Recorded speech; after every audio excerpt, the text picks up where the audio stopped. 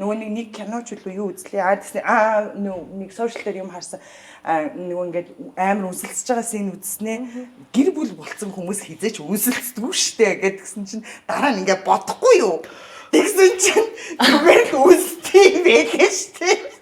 Яг үннийг хэлээ. Юу яагаад тий ингээд юу тийм ингээл эсвэл хазар дээр нь эсвэл уруул дээр нь эсвэл нэг тэрж байгаа үнэлж мүнэлдэг байхгүй. Манай ажлын залуу бүр яг ингэж үнсэлдэг юм байлээ. Хос гэр бүл болоо явчихаар чинь нөгөө болцчихсэн үеэшгээ учир зүггүй 5-10 минут үнсэлцээ суухгүй бид нар.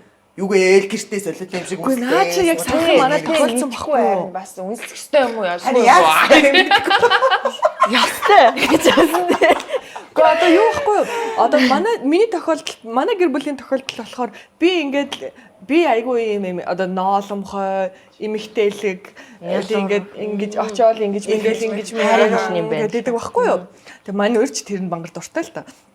Би нэг юм анзаарсан байхгүй юу? Би бол ингэж нялуурж ингээл би энэ дээр ингэж нүцэн тэрвэлдэж мэгвэлдэх амар дуртай.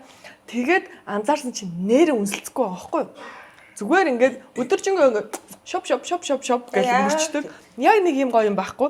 Тэр нь байлаа гэхэд тэр дандаа өөр юмтай холбогдоод ингээд өөр юмны өмнө болоод гэж. Өөр юмны өмнө тэр болоод байгаа байхгүй. Оршин тий. Баг ингээд үнсэлцгээр за би одоо завгүй шүү дээ. Дараа болъё л доо гэж мэдээ. Яг нь тэрний дараа заавал ийм явахгүй байх хэрэгтэй юм шиг болсон харин. Тэгээд би нэг 7-10 хоногийн өмнө би нэг чаленж эхлүүлсэн гэлтгсэн чи. Дандаа нэг тиймэрхүү юм ярьж байдаг болохоор за ямар чаленж гэлтгсэн чи.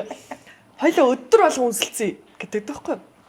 За гэтээ ингээд цаашаага өөр юу ч болохгүй яахчгүй тэгээ ингээд өглөө ч юм уу өдөр ч юм уу хаан чамаагүй лифтэн дотор ч юм хамаагүй 30 секунд чамаагүй үнсэлцэж бай гэтгсэн чи. За тэгё. Тэгээд